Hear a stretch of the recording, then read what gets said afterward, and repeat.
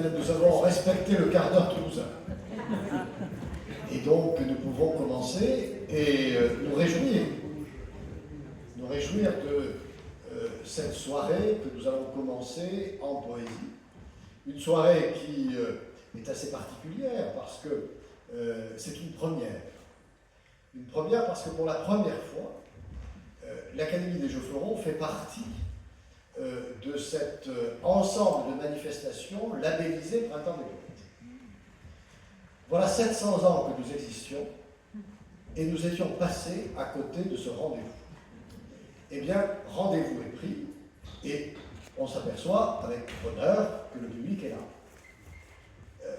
Nous allons commencer cette série de manifestations dont vous avez là un aperçu par une soirée qui va nous être, je dirais, animée par Bruno Ruiz. Alors je suis heureux que Bruno Ruiz ait pris l'initiative de cette soirée parce que, si vous voulez, en réfléchissant un peu à la langue, j'aime beaucoup l'anglais.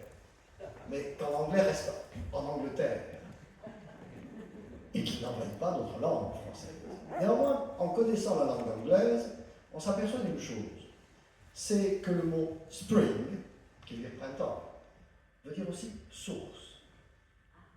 Subtilité de la langue anglaise. Et de la facétie shakespearienne. Et donc, il est intéressant de ramener le printemps des poètes à la source des poètes. Et de ramener de ce fait l'Académie des Jeux Floraux à sa source, qui est la poésie. Et la poésie dite par un poète, qui a beaucoup d'autres arts, quand on a son arc, des arts non, peut-être pas, des arts peut-être, et qui plus est, qui va nous parler de la poésie des poètes de l'Académie des Jeux Floraux.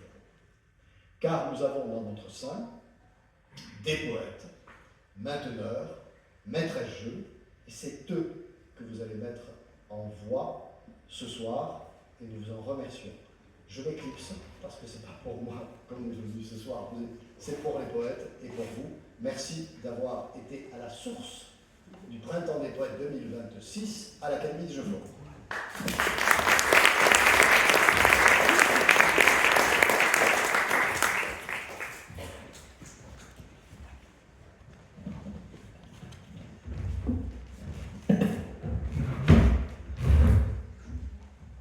Quelle mise en scène.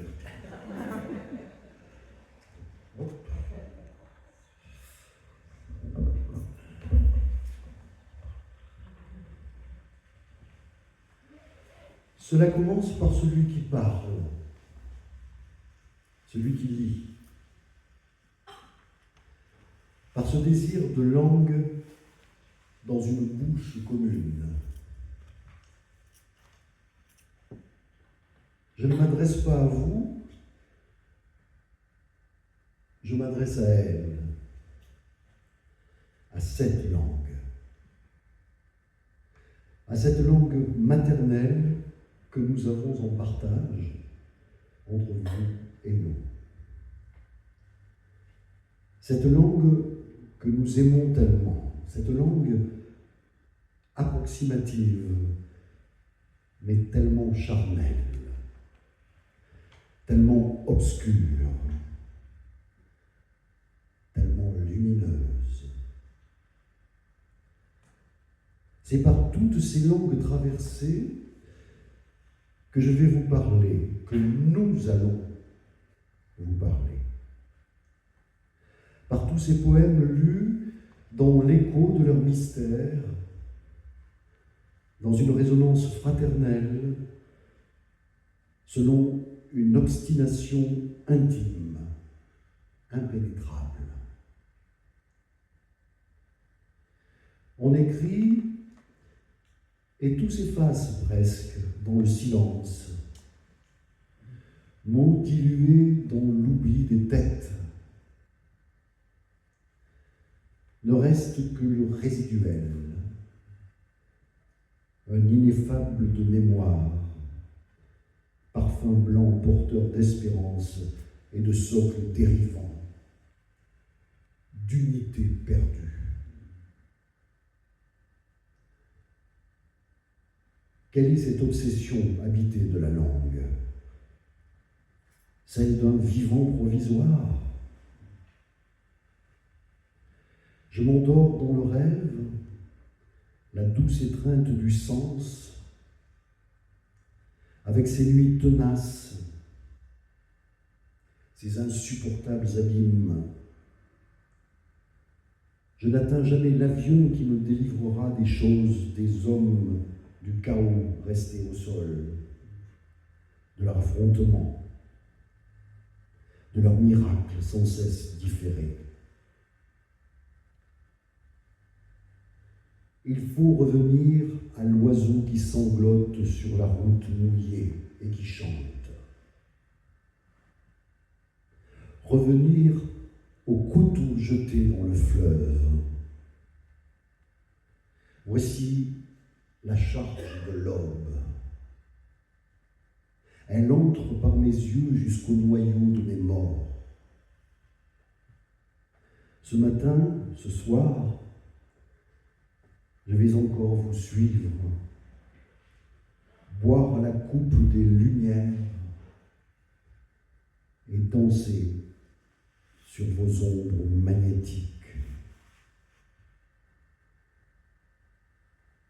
Il y a des pages sans écriture qui vous traversent au bout de la nuit, celles que l'éditeur n'attend pas, et qui sont les chemins vers un livre imaginaire que vous regardez s'éloigner. À mesure que le temps passe, vous préférez penser qu'il est à jamais dans la mémoire morte de l'ordinateur. Je dis, pour écrire les choses les plus banales, il faut d'abord écrire sa naissance de la mère, du père de l'amour, du corps des femmes, des hommes, du violeur et des assassins, de l'inceste et du doute de la nuit, et de la fin du désert des livres, de la jalousie, du soupçon, du sexe, des ruines de la mer, des arbres, de l'archéologie des dieux grecs et païens et des étoiles.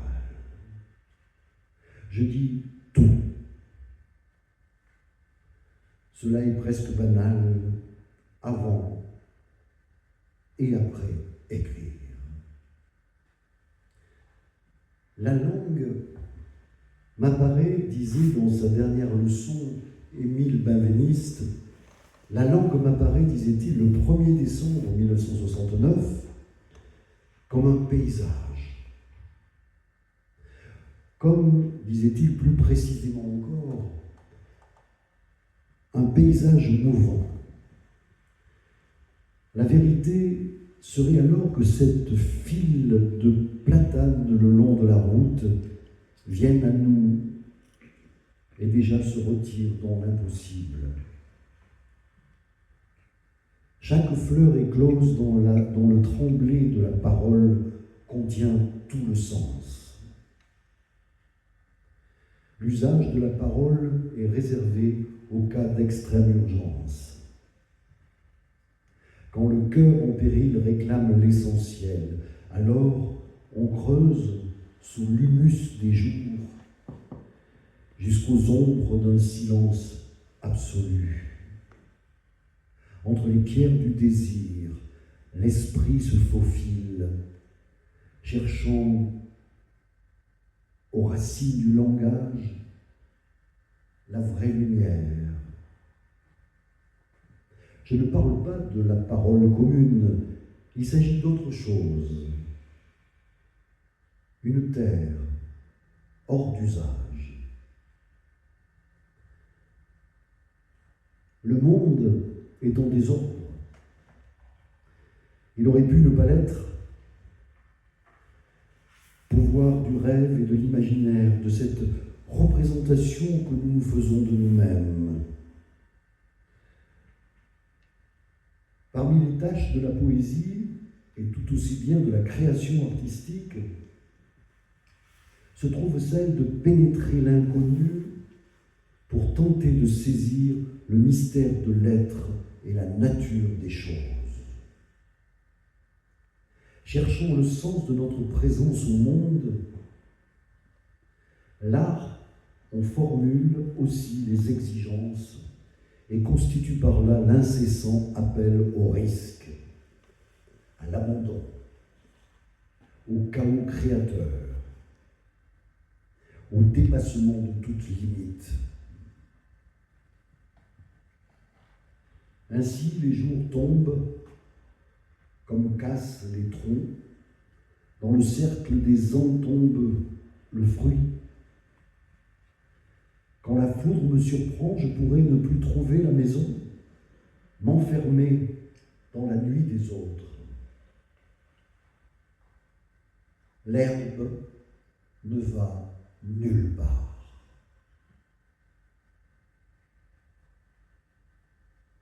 Elle devient le monde et se terre d'autres mystères que le nôtre. Entre ses brins, elle dissimule de petites bêtes qui dessinent un alphabet loin de la nuit humaine. Elles surgissent parfois sur l'écran des machines, croisent le regard qui attend un nouveau rêve. J'assiste en spectateur au lever des idées, comme le printemps à la frondaison. La tasse vide et lumineuse qui semble faire signe, patiente d'un creux façonné. L'autre, en l'obscur de la vitre, flotte dans la rue, ne me quitte pas des yeux. Une main souveraine, terriblement douce, ne me touche pas de temps en temps à l'autre épaule. Mes mains sont moi, et si je les perdais, mon âme aurait ces mains-là. L'épaule qui me bouscule me rappelle ce que je dois atteindre. Le déséquilibre en Dieu.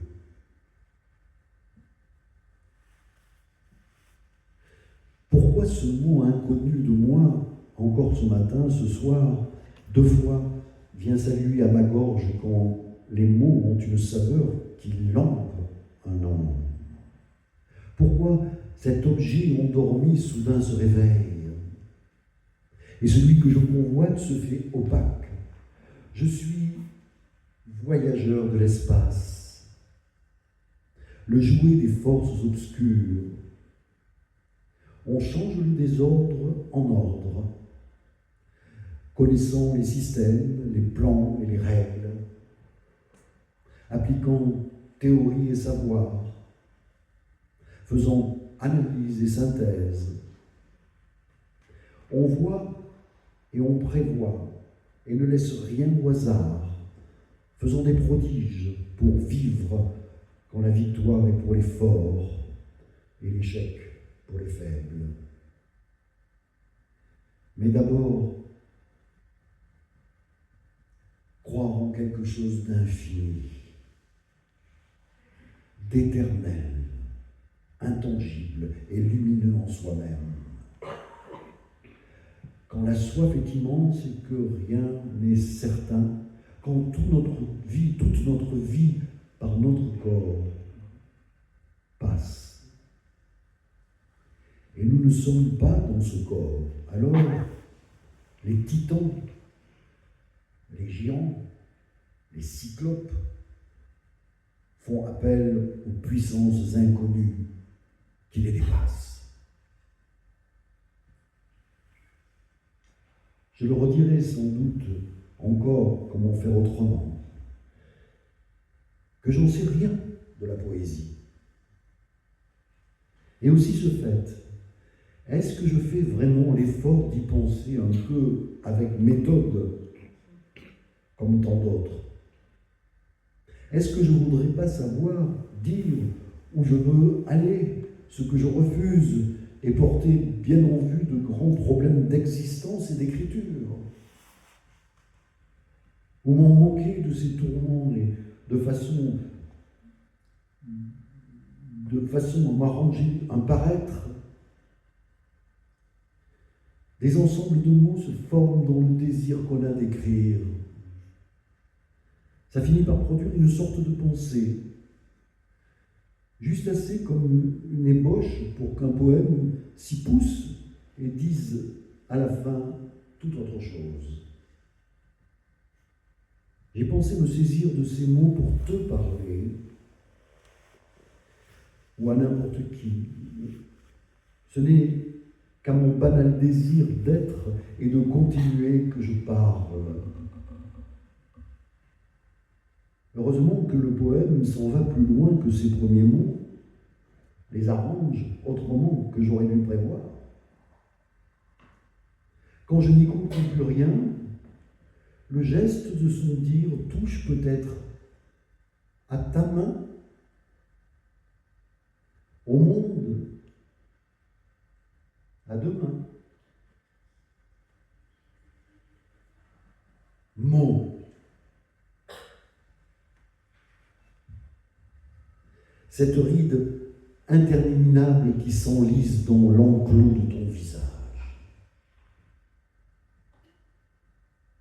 Jusqu'où chantera-t-elle l'étrange de la destinée du regard de l'homme?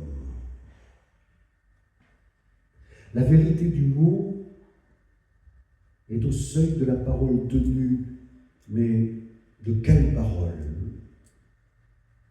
Pour quel vocable nommé avant d'avoir été? Au terme de quel dialogue? Toute interrogation était prise d'une réponse. Il est temps de dire à l'ombre que l'ailleurs, frère jumeau de l'horizon, ne se révèle nulle part au regard.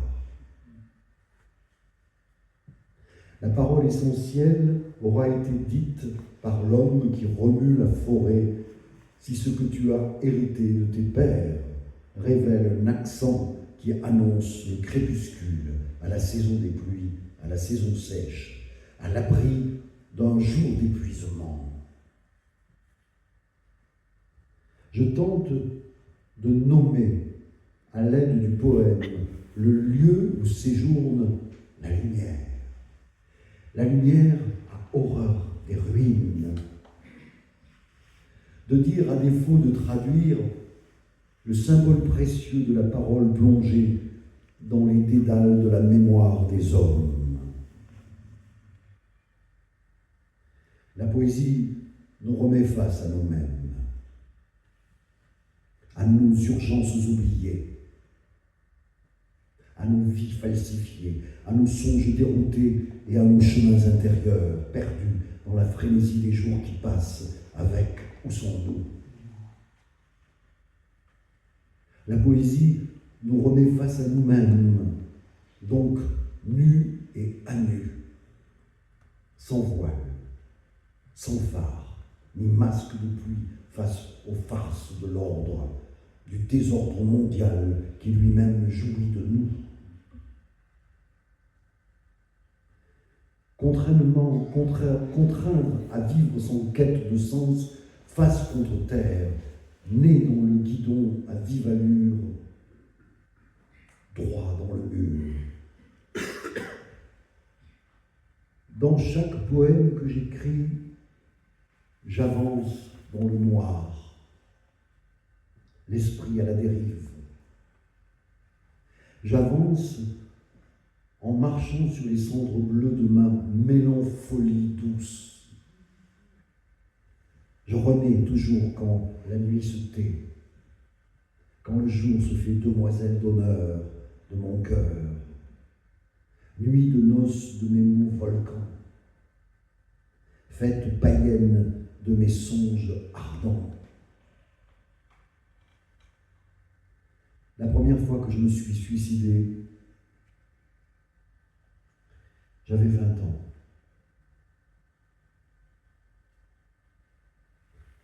La poésie m'a ressuscité.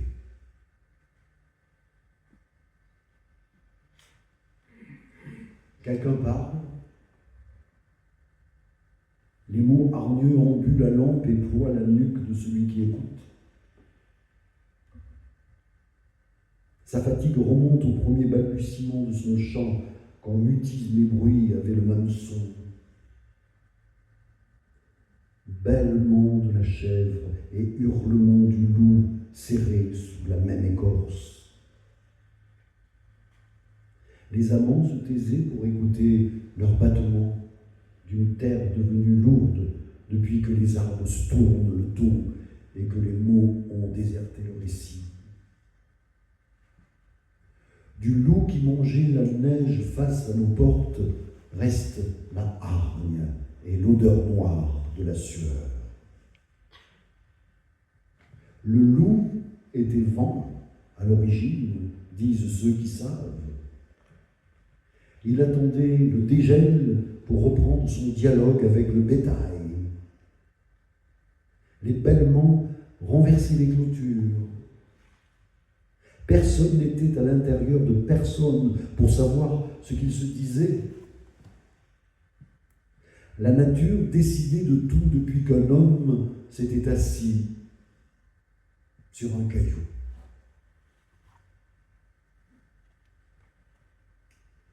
Le poète d'aujourd'hui n'est pas un ramasseur de livres, mais d'immondices et de déchets. Il est parfois un boucher, ou un trieur d'ordures, ou même un coiffeur d'excrétions et de poils de nez. La poésie ressuscite les charognes, en particulier celles des oiseaux, pour les faire voler une autre fois, ou celles des chiens, pour noter leur aboiement sur de grands cahiers de comptabilité que l'on prend pour des partitions de free jazz. La poésie est malade. La lumière a mal au froid et vomit des morceaux de métal brillants et liquides. Les chiens sont chauves. Leurs crânes luisent au soleil comme de l'huile de ricin. Un aveugle enferme son visage dans une armoire après s'être longtemps regardé dans un miroir. Les montres sont cassées, les boussoles aussi, qui se moquent des directions.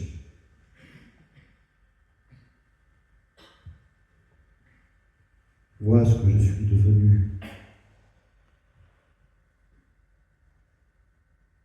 Je suis comme ces chiens perdus qui lorgnent les murs des villes en quête d'un visage. On me jette du pain du haut des fenêtres.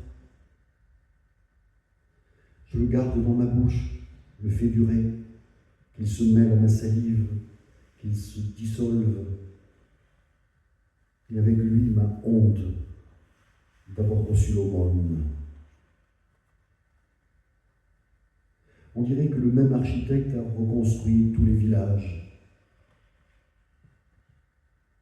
On préfère ne pas savoir ce qu'il en coûte, célébrer les héros, ceux-là qui sont morts. Mais on ne sait que faire de ceux qui s'obstinent sur le chemin du retour et suivent les vents chauds des soirs de canicule. Il faut le savoir, les voyages finissent et tout est voyage. Même l'amour n'interrompt pas l'ogre dans ses festins. Il accueille ses hôtes et ne les dévore qu'après la cérémonie de la vie escomptée.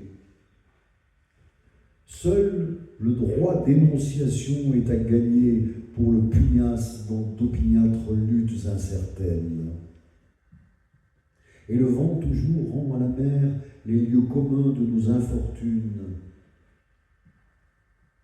Fomenter d'autres dérives avant le naufrage, seule tentative sublime de nous accaparer le monde, ou louer Dieu et son bazar ronflant.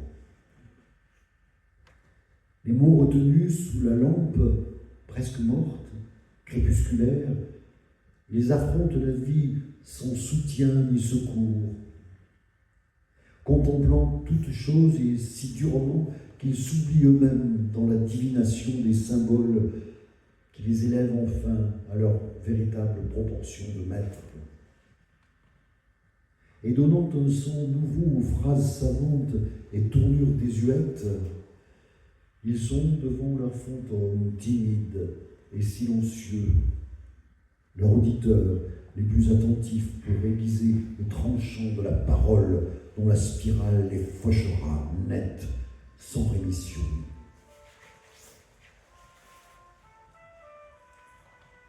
Être poète, chanter pour inspirer, écrire pour respirer, être soi pour chacun, livreur d'amour et d'alarme. Embarqués dans tous les déluges, on désaltère les fontaines dans le désert seul voué à la noria, dévoué au rêve quand le soleil se pose. On ne rend pas les armes de la plume et l'archer. On concède l'écriture aux feuilles mortes. On sait les venaisons nourries de floraison, l'éternel d'éphémère, les roseaux de rosée. Il y aurait trop de mots qui manquent, trop d'adjectifs trompeurs, des verbes trop précis. Il faudrait inventer une langue neuve, avec des paroles à la fois tendres et remuantes, sans analyse logique ni pronom possessif, des souvenirs sans passé simple, des verbes être tout seul, sans complément, des verbes aimer sans objet indirect, des sexes confondus sans mot pénis, ni pénitence, sans machine, ni mot vagin, des sexes qui seraient des lèvres de don, des lèvres d'accueil au passage d'une langue inédite, un sourire d'écume du poisson bleu. Aussi bref qu'un appel au tombeau, mon pas tourne à me surprendre tous les jours. Je me commence. Silence. Hors noir pour la nuit. Et moi, chienne depuis le cri premier, je m'envahis de bruit sec. À trop me rêver vierge, j'agace les naissances. J'aspire au langage des chemins de rage. Je veux chanter la trêve de mes fissures, au nom du poing à lever, prendre la rue avec la main ouverte pour dessiner des points libres. Brûler les portes pour dire beauté de cendre dans l'éclat du verre nouveau. Fuir front nu pour revendiquer soleil. Là sera mon champ de traversée. Nul chemin dans la peau que saignante étreinte. J'habiterai mon nom, ma maladresse. J'habiterai ma peau et ses prières. J'habiterai cette insolente insignifiance, la mienne, la tienne, la nôtre, celle de nos frères humains. J'habiterai le seuil de nos présences au monde, verbe cousu aux yeux des mains narguées d'impasse, ensorcelant les pas où nous tenaille la crainte de nommer la magie dévorante des migrations vers l'imminent. À la table d'écriture, j'ai ravi les mémoires aux autres apprivoisés. J'ai attelé les mots désertés à l'essaim de mon œil, libérant un aveu dompteur des idiots désireux de mater les errances de l'âme. Sans attendre une fioriture, la visitation d'un gecko me montra le chemin de présence aussi millénaire pour l'infirme et l'immense pour du poème universel porté en nous. Je vais sous la protection des ancêtres, l'océan dans ma bouche et la terre sur mes mains, vers l'oiseau venu boire à la source, me parlant des nuits entières du soleil au zénith.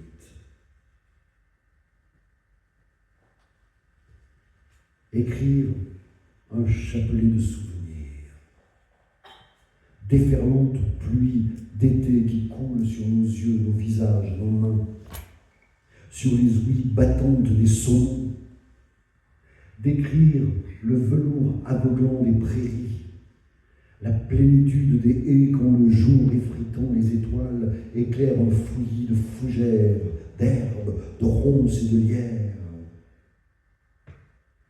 Voici un essoufflé de vent, des routes enflammées de fuchsia où rôdent les poneys du Connemara.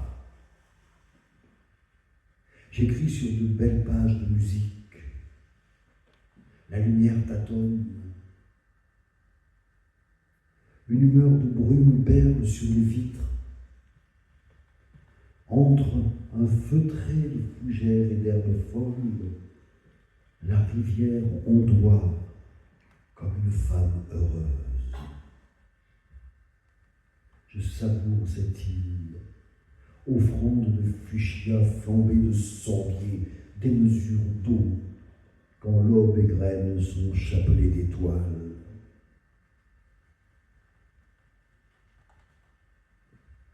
Toujours on vaudrait la puissance des mots, des métaphores charnues, profondément épaisses, des images bruyantes, bruissantes, exotiques. La langue au rouleau compresseur écrabouillant la tristesse et la peur sous la jouissance du dire. Toujours, on voudrait la langue comme un pied de nez à la lettre, une excroissance de chair odorante au milieu du visage des puissants. Et nous ririons très fort comme des feux d'artifice que les lumières et les odeurs de poudre débordent de nos bouches. On écrit un poème, vite, mal, on écrit. Il y a urgence à la déchirure de l'aube. Il faut faire vite. Alors, on pond un poème, comme une poule pond un œuf,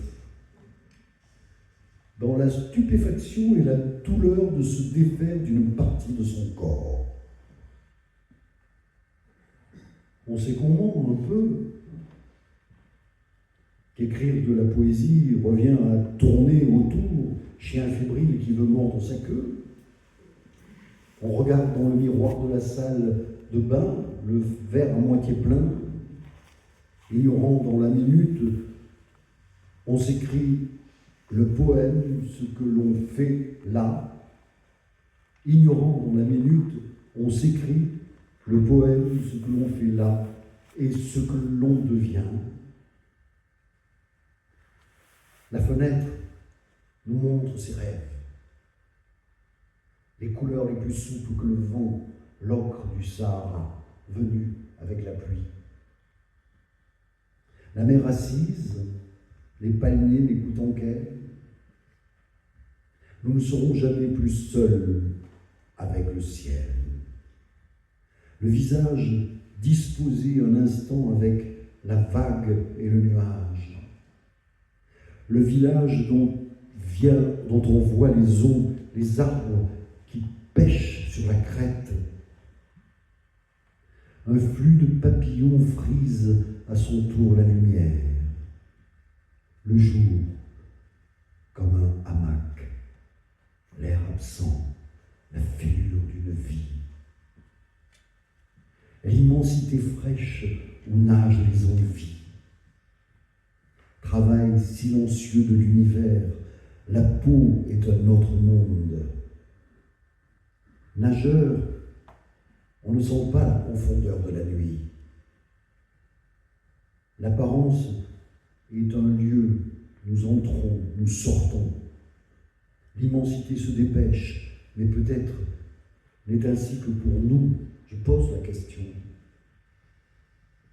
Le bruit inconnu des atomes, un drap plus profond qui claque.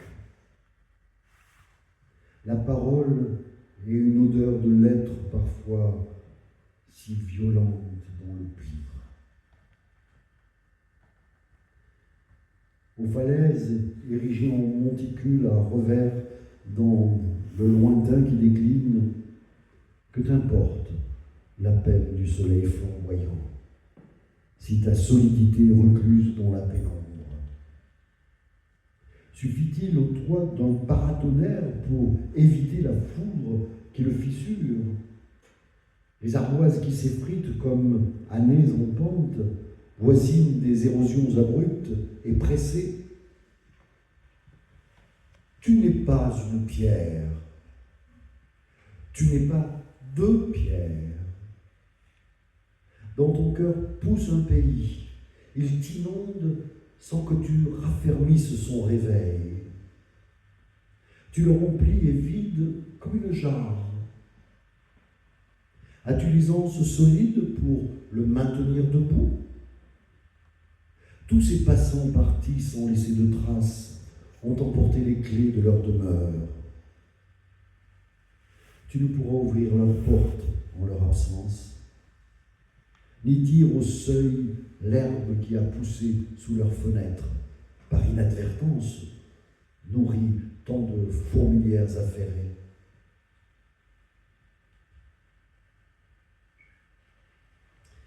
On a beau s'entourer des gestes les plus tendres, s'armer de larmes, de lampes dans les coupes-gorges du chagrin, assembler pour mémoire l'heureux faisceau des rivières, les fraîcheurs du fruit, les siestes du verger aux parfums amicaux. Les égarés sont nos pères, et le même froid souille nos lèvres, la même nuit nos fronts.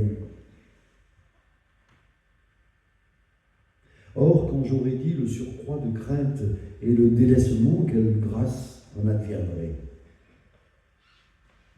Jusque dans l'innombrable déclin, nous serons gardiens de la frêle saveur.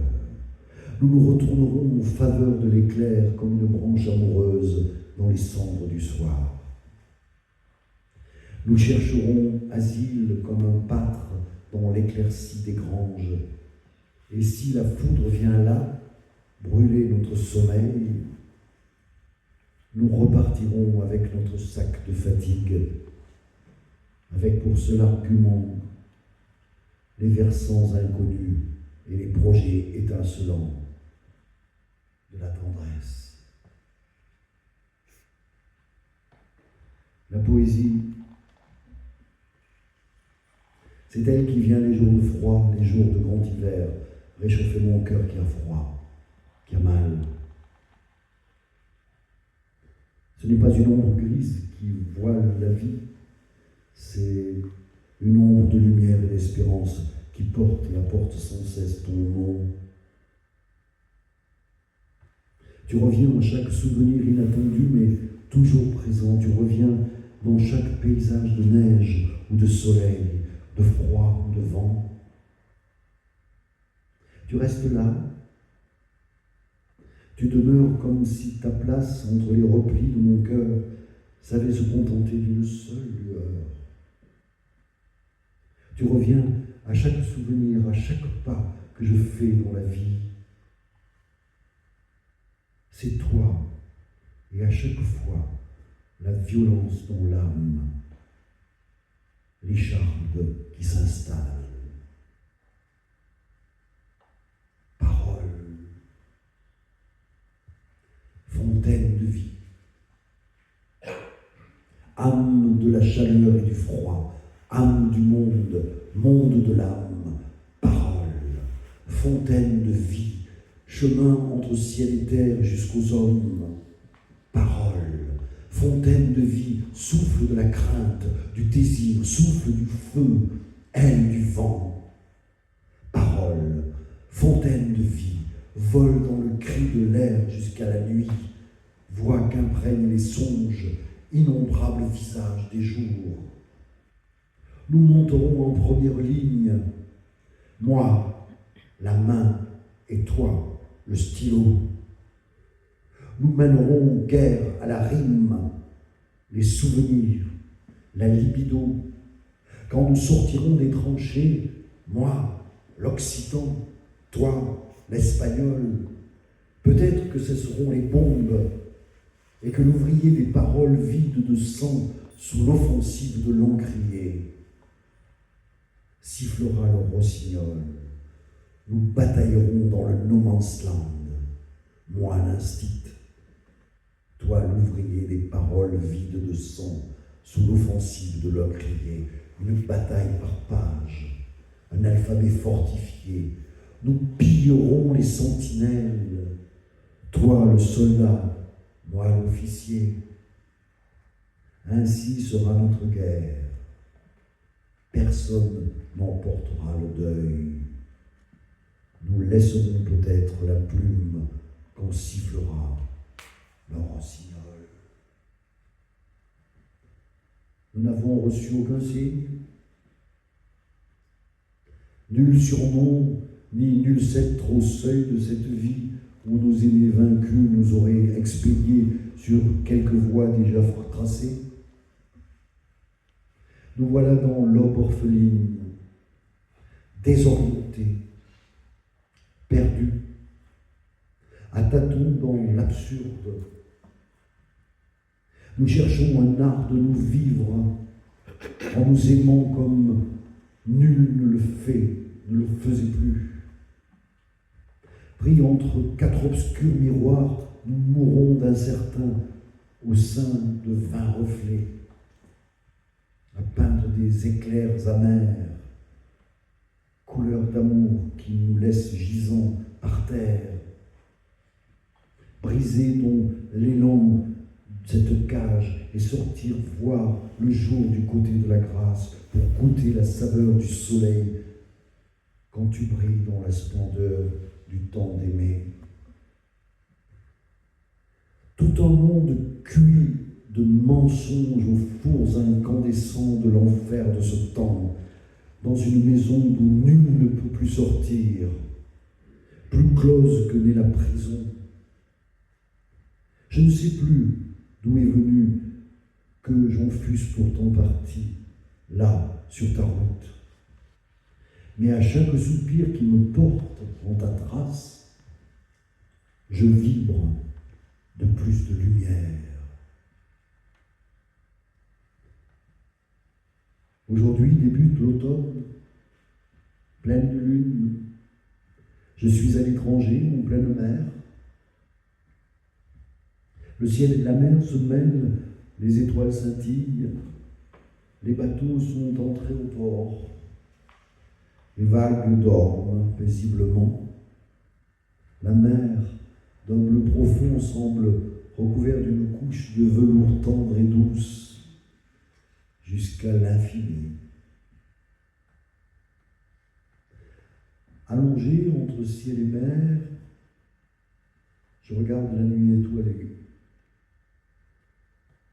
ressentant alors la tendresse de la mer. À cet instant, un ample désir bleu flotte sur la mer et mes attentes pour cette vie et mes rêves pour la vie future. Sous le firmament, comme mes vers sont fragiles, masquant les palmeaux de mon cœur ce soir, je mettrai mon âme en lieu sûr. J'enterre mes écrits au plus profond du désert. Des milliers d'années après, ces chapitres émouvants émergent en flottant comme des mirages, étonnant le monde et attristant les esprits. Tels des ruines antiques, ils attendent que les descendants viennent évoquer ces émouvantes légendes. Juste un point bleu d'azur, d'horizon. Un bref point d'orgue sur la page. Il n'est rien moins que de saison au seul vœu d'être sage. Oublie le fil tordu des pages. Qu'entre un trait noir blanchit ton front, il est de plus belles images. Et c'est là la seule raison. À l'heure où le soleil culmine en son empire, où l'air s'immobilise aux branches des chemins, la cigale frémit dans la touffeur des pins. L'histoire a arrêté son splendide navire, s'allonger simplement sur un lit de fortune, là où l'ombre a tissé un reste de fraîcheur avec une pensée, une corolle au cœur, un rêve s'en allant quelque part sur la dune, s'endormir dans la traîne insondable du temps, quand l'aurore a chanté sa flamme de porphyre, ne demander au ciel que le parfum d'un rire que l'on pourra glaner au jardin de printemps.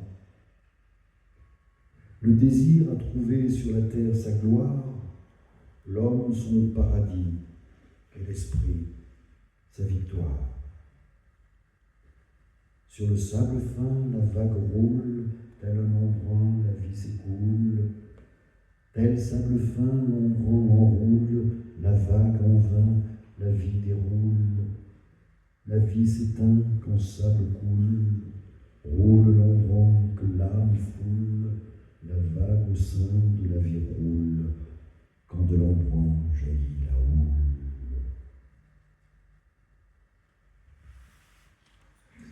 Il m'arrive, devant certains paysages, d'avoir une pression du destin de l'individu, une vision brève de son avenir. En général, il s'agit d'une image renforcée par la sensation de son état d'âme, souvent ardu à déchiffrer, car en dehors de tout contexte temporel et physique, des sabres giclent l'éclat des lames de l'innommable perversité qui ronge les hommes, les femmes, les enfants broyés, conduits au camp de néant. Bruit, images, informations, sans trêve, grêle de mots, grandième rugissant, les brisures des divisions. Mort les rêves, mort le trou noir du temps, immédiat, éphémère, disparu le temps. Être quelqu'un tue. Il faut être pareil, sinon la solitude, un pareil jamais le même, neuf en hébétude. Se sont installés la colère, la guerre, l'incendie. Rampe la peur délétère, bondit la mort assoupie. La raison comme une lave pervertie, implacable, inexorable, roule, coule son incandescence, son orgueil sur la pente abrupte du monde, en amnésie où la fureur démente encagoule le pouvoir, l'argent. Cercueil. Croire. Comment croire? Qui croire? Que croire? Les humains, le prochain en haine de la paix, immobile, j'ai pensé, dit, écrit, immobile. Parole brève des ruines, l'arche du gel a brisé les doigts d'or. Je laisse les entiers défaire le caillou. La fougère repasse les rides du soleil. Revenu en mirage pour mieux creuser le vide, l'illusion s'embourbe dans la perte. Il n'y a plus de possible. J'abrite ton air triste d'abandon de parole. L'anonyme du rire au froissé du lampion, couverture multiple, clapotis de la peine. L'excuse de l'automne enveloppe mes sens. Il reste l'aube claire pour entrer dans la soif. Tu ne répondras plus, crédule de la mort. Déjà ailleurs, nous serons les pommes jointes, déjà ailleurs certainement.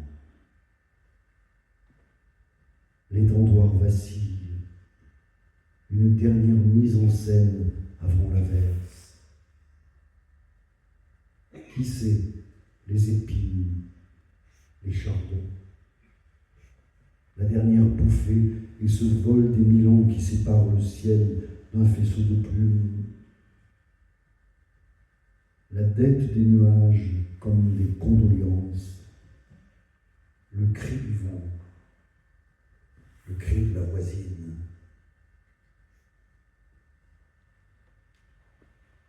Dis-moi quelque chose.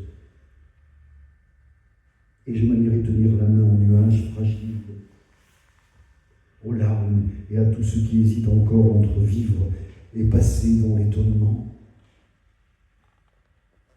Dis-moi quelque chose, et que vole en 1000 éclats la pierre basse qui habite nos bouches terreuses et nos cœurs trop pesants ou trop pensants. Dis-moi quelque chose, que la vie ne s'achève pas ainsi, ni sur un point d'interrogation, ni sur ce regard désespérément vide et tombé comme un fruit. Dis-moi quelque chose, ne serait-ce qu'un tout petit rien. Il vivrait en moi, malgré le temps pauvre et ses semailles abandonnées à l'insouciance. Je suis en réalité que le simple et docile serviteur des ombres. Je marche avec elle, je cours avec elle quand il faut courir, et je m'arrête quand elle s'arrête. Je mange, je renifle, et je dors comme les chiens, à leurs pieds, et toujours d'un œil. Parfois, il m'arrive de rêver à une autre vie, mais ça, c'est une autre histoire. Dirais-je à mon ombre, ne salis pas un livre, ne serre pas la main d'une rose. Le livre est étincelle et les roses un sang noir. Présent à ses blessures, l'ont enterré dans un lendemain en friche. Prends garde au soleil, ouvre-lui ta poitrine, ô poète. Ce qui restera de nous allumera-t-il pour les amants la lampe de nos jours? Quels mots survivront du lexique de nos entrailles et de nos lointaines légendes? Que restera-t-il à part ce que dirent nos assassins? Nous avons écrit notre amour. avec une âme amère, vécue sagesse et habité du poème. Le temps n'est pas un lit, ni la terre un sommeil. L'arbre de l'amour est nu. Le lieu qu'il a choisi est sans voix. Crois-tu que ces soleils qui baignent dans le ciel de l'amour ne sont que blessures sur le corps de la terre? Je chanterai pour ce lieu lumineux avec les restes des amants qui m'ont précédé. L'existence n'est qu'un espace voué au chant.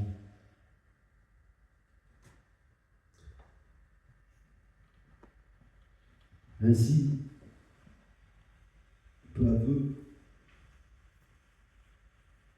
nous faut-il toujours laisser quelque chose et parler avec précaution d'hier, de ce que nous avions abandonné dans notre sommeil. Parfum d'herbe brûlée derrière les persiennes, lumière aride des lampes avec la fumée des cigarettes qui vient les envelopper, la paire de lunettes restée droite sur un livre ouvert. Continuons seuls la lecture, cherchant toujours l'explication. Tu aurais vu par la fenêtre ces nuages bleus au-dessus de la profondeur du soir. Du bout des doigts, tu aurais essuyé la buée comme si tout était devenu plus lointain encore, ou pour souligner une image en train de disparaître. Non, le soir venait malgré tout depuis son coin encombré de branches mortes. Aujourd'hui, j'écris à toute allure des phrases qui s'échappent et dépassent la vitesse de la lumière, dépassent la vitesse de la nuit, du silence, la vitesse éternelle des choses qui restent immobiles, l'imperturbable immobilité des choses qui bougent sans cesse, des mondes éternels qui s'évanouissent, des mers disparues qui renaissent, des lettres qui clignotent comme des phares lointains sur l'écran éteint de mon ordinateur. J'écris sur des bouts de papier, je tape sur des bouts de clavier d'ordinateur. Que ma poésie chante le métal et la croix, le marécage obscur et la déflagration, les gravats amassés contre les barricades, les mâchoires armées et la délectation du point aveugle où meurt le désir sacrifié. Que ma poésie soit l'auvent et la tonnelle, le parfum des glycines, celui des églantiers, la tiédeur sur la peau d'un vent dans les collines, après que les cigales aient clamé la chaleur.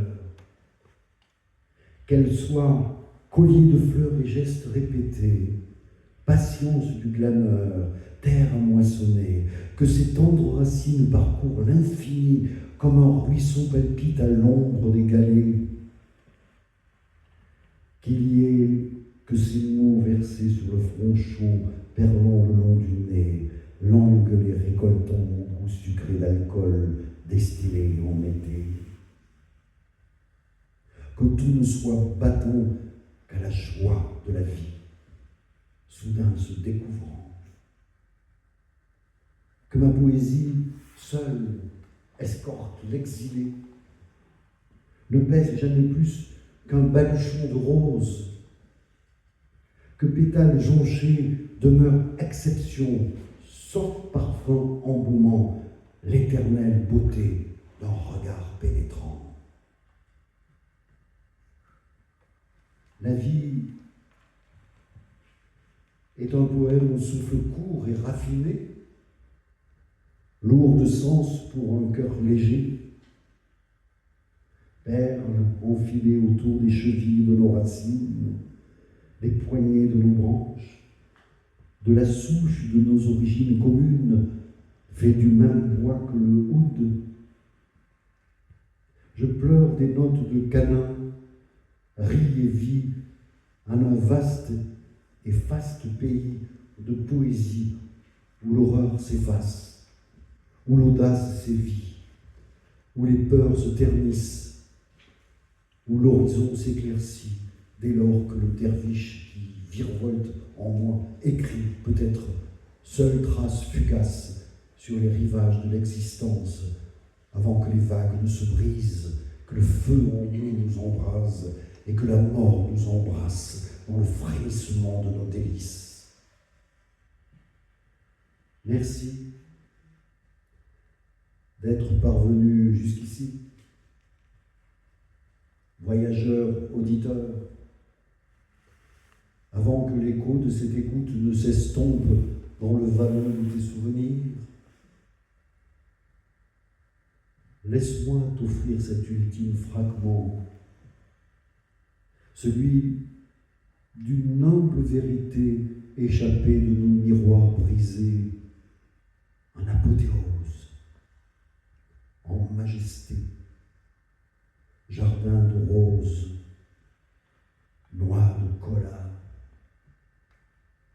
Voici pour toi l'art